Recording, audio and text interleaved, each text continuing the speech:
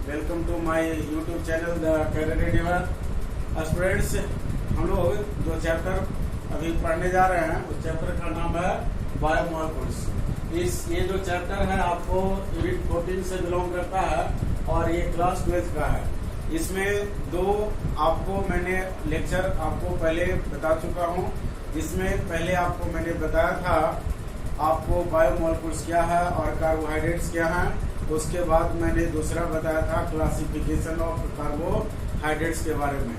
तो ये आपका जो टॉपिक है वो आपका कार्बोहाइड्रेट्स का क्लासिफिकेशन चल रहा है। तो इसके पहले मैंने जो कार्बोहाइड्रेट्स का क्लासिफिकेशन बताया था 3 तरह से बताया था और ये चौथा तरह से है। इसको मैं रिवाइज कर दूं क्लासिफिकेशन को। तो कार्बोहाइड्रेट का क्लासिफिकेशन स्वीटनेस के आधार पर करते हैं।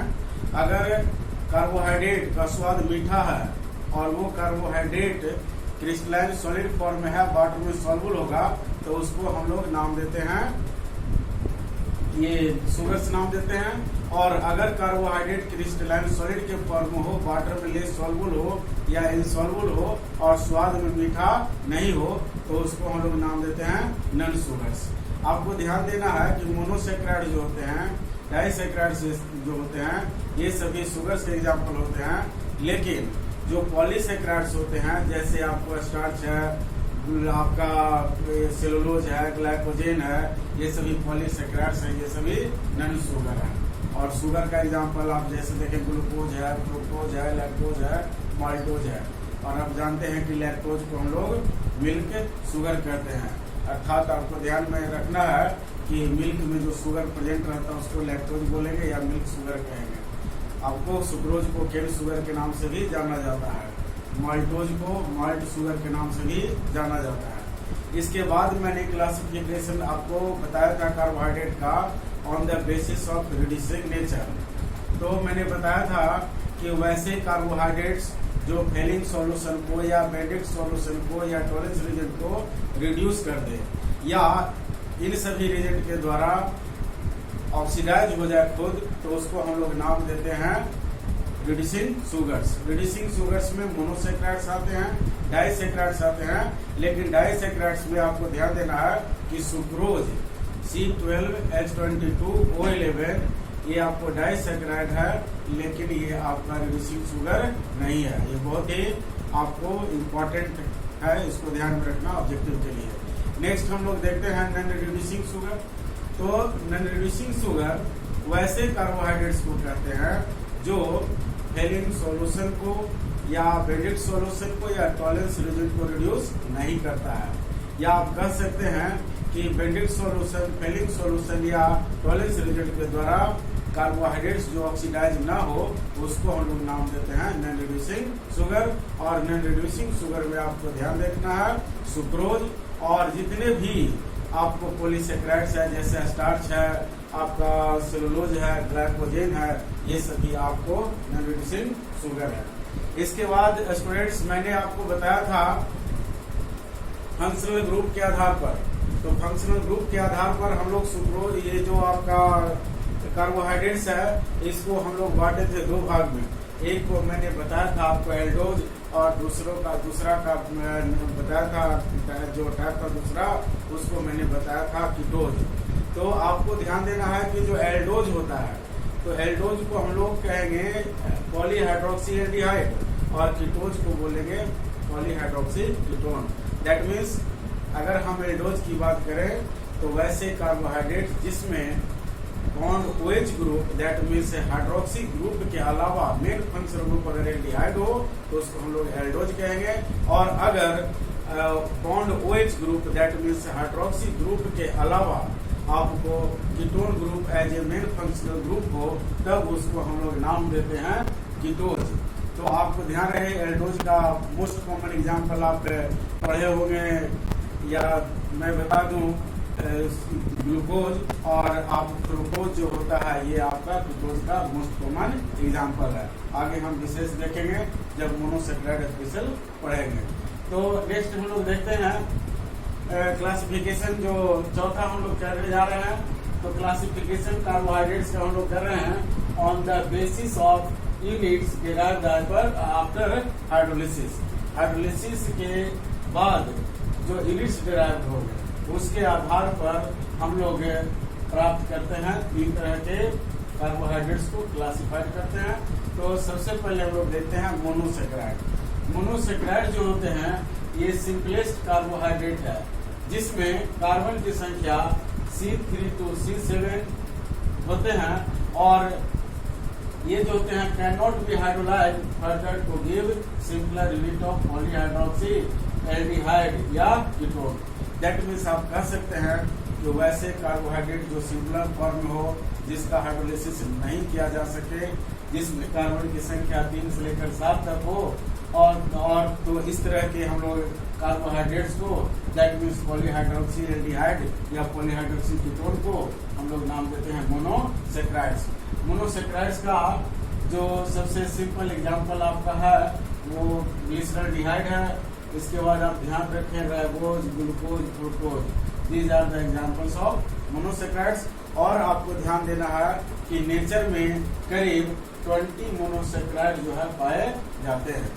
अब हम लोग आते हैं दूसरा जो पॉइंट है उसमें, ये आपका है ओलिगोसेक्राइड्स। मतलब पहला हो गया मोनोसेक्राइड्स और दूसरा ओलिगोसेक्राइड। तो ओलिगोसेक्राइड्स में आपको ध्यान देना है कि वैसे कार्बोहाइड्रेट्स जिनका हाइड्रोलिसिस करने पर हम लोग को 2 से लेकर 10 तरह के मोनोसेक्राइड यूनिट्स प्राप्त हो। जैसे देखें हम लोग ये सुक्रोज है, तो सुक्रोज का जब हम एसिडिक हाइड्रोलिसिस करते हैं तो हम लोग को ग्लूकोज का 1 मोलकुल और फ्रुक्टोज का 1 मोलकुल प्राप्त होता है। दैट मीन्स सुक्रोज के तोड़ने से हम लोग को 2 मोनोसेक्राइड मिल रहा है। दैट मीन्स सुक्रोज डाइसेक्राइड है। उसी तरह से लैक्टोज, इसको तोड़ते हैं तो ग्लूकोज और गैलेक्टोज मिलता है। दैट मीन्स लैक्टोज भी डाइसेक्राइड है। इसी तरह से आप माल्टोज देखें, ये आपको तोड़ते हैं तो इससे 2 मोल ग्लूकोज का मिलता है। तो ये सभी पॉइंट आपको ध्यान में रखना है, क्योंकि एग्जाम में पूछ देता है कि सुक्रोज का अगर एसिडिक हाइड्रोलिसिस किया जाए तो ग्लूकोज का कितना मोल मिलेगा या ग्लूकोज का कितना मोल मिलेगा या दोनों का मोल मिलेगा। इस तरह से आपको ध्यान में रखना है। तो सुक्रोज को कई बार आपको मैं बता चुका हूँ कि सुक्रोज को हम लोग केन शुगर कहते हैं, लैक्टोज को हम लोग मिल्क शुगर कहते हैं, और ये माल्टोज को माल्ट शुगर कहते हैं। और ये जो सभी है आपका ध्यान में रखना है कि ये आपको डाइसेक्राइड्स है। डाइसेक्राइड्स इसलिए है क्योंकि इनको हाइड्रोलिसिस करने पर 2 मोनोसेक्राइड यूनिट्स आपको प्राप्त हो रहा है। अब हम लोग देखते हैं स्टूडेंट्स, दूसरा एग्जांपल हम ओलिगोसेक्राइड्स का देखते हैं। ये देखिए रेफिनोज। तो रेफिनोज एक प्रकार का ट्राइसेक्राइड है। ट्राइसेक्राइड क्यों है? क्योंकि जब हम रेफिनोज का एसिडिक हाइड्रोलिसिस करते हैं तो हम लोग को मोनोसेक्राइड के 3 यूनिट प्राप्त होते हैं। एक ग्लूकोज, दूसरा फ्रुक्टोज और तीसरा ग्लैक्टोज। तो ये 3 तरह के मोनोसेक्राइड यूनिट्स हम लोग को प्राप्त हो रहा है रेफिनोज के एसिडिक हाइड्रोलिसिस करने पर। दैट मीन्स रेफिनोज ट्राइसेक्राइड्स है। तो इस तरह से आपको ध्यान देना है कि ये सभी ओलिगोसेक्राइड्स हैं। अब हम लोग देखते हैं पॉलीसेक्राइड्स। तो पॉलीसेक्राइड्स जो होते हैं वैसे कार्बोहाइड्रेट्स होते हैं जिनको हाइड्रोलिसिस करने पर ए लार्ज नंबर ऑफ आपको मोनोसेक्राइड यूनिट्स प्राप्त हो। और ये जो मोनोसेक्राइड यूनिट प्राप्त होगा ये आपका जो होगा 10 से ज्यादा मोनोसेक्राइड यूनिट्स प्राप्त होगा। ये बात ध्यान में रखना है। अब आपको ध्यान में रखना ये है कि ये जो पॉलीसेक्राइड्स है इसका एग्जांपल देखिए स्टार्च, सेलुलोज, ग्लाइकोजेन, गम्स, ये जो है सभी आपको एग्जांपल्स हैं पॉलीसेक्राइड्स के। अब ध्यान देना आपको ये बात है कि जितने भी पॉलीसेक्राइड्स होते हैं वो आपको स्वाद में मीठा नहीं होता है, इसलिए ये नॉन शुगर होते हैं। तो स्टूडेंट्स हम लोग देखते हैं मोनोसेक्राइड्स के बारे में विशेषकर। तो हम लोग मोनोसेक्राइड्स के बारे में पढ़े थे कार्बोहाइड्रेट्स के टाइप में कि हाइड्रोलिसिस करने पर जो सिंपल यूनिट प्राप्त होगा उसके आधार पे। अब हम थोड़ा सा विशेष देखते हैं मोनोसेक्राइड्स को। तो मोनोसेक्राइड्स को आप ध्यान रखें, इसको सिंपल शुगर कहा जाता है। और अगला पॉइंट आप ध्यान में रखेंगे कि जो मोनोसेक्राइड्स होते हैं उसको सिंपलेस्ट कार्बोहाइड्रेट्स कहते हैं, जिसमें कार्बन की संख्या 3 से लेकर 7 तक होगी। अब देखिए ये जो मोनोसेक्राइड्स होते हैं इनको हाइड्रोलाइज्ड फर्दर नहीं किया जा सकता है सिंपलर पॉलीहाइड्रोक्सी एल्डिहाइड्स और कीटोन में।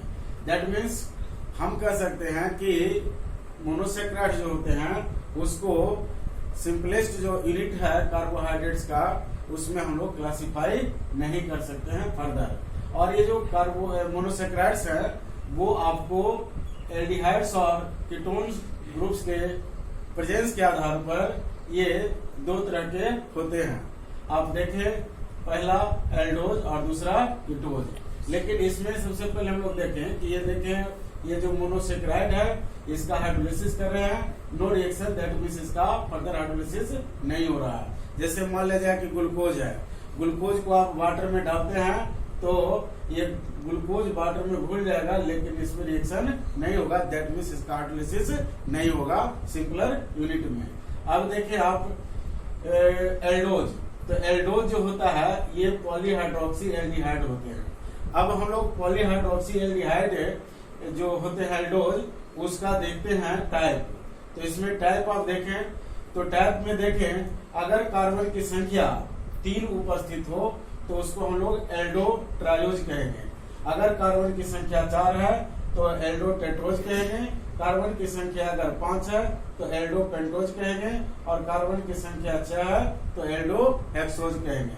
अब इसमें आप देखें नंबर ऑफ कायरल कार्बन को हम लोग C स्टार से रिप्रेजेंट करते हैं और एल्डो ट्रायोज में कायरल कार्बन की संख्या 1 है। तो वो कैसे, तो इसमें देख रहे हैं कि कार्बन की संख्या 3 है तो आप देखें 1, 2 और 3। अब देखें इधर CH2OH है तो मैंने यहाँ H लिखा, यहाँ H और यहाँ OH। सेकंड में देखिए कार्बन के साथ HOH जुड़ा हुआ है तो इधर मैंने लिखा H और OH और इधर H, और यहाँ देखिए एल्डिहाइड ग्रुप है तो मैंने यहाँ लिखा एल्डिहाइड ग्रुप। अब देखें इसमें कायरल कार्बन की संख्या कितनी है, तो कायरल कार्बन की संख्या यहाँ मेंशन आप देखेंगे कि कायरल तो इसमें आपने देखा एल्डो ट्रायोज में कायरल कार्बन की संख्या 1 है। वो कैसे होगा जो देखते हैं। देखिए कायरल कार्बन के लिए आपको ध्यान देना है कि कार्बन के जो 4 बॉन्ड होते हैं वो चारों बॉन्ड सिंगल कोहेलेंट बॉन्ड होना चाहिए और वो जो कोहेलेंट बॉन्ड है डिफरेंट तरह के एटम या ग्रुप से जुड़ा होना चाहिए।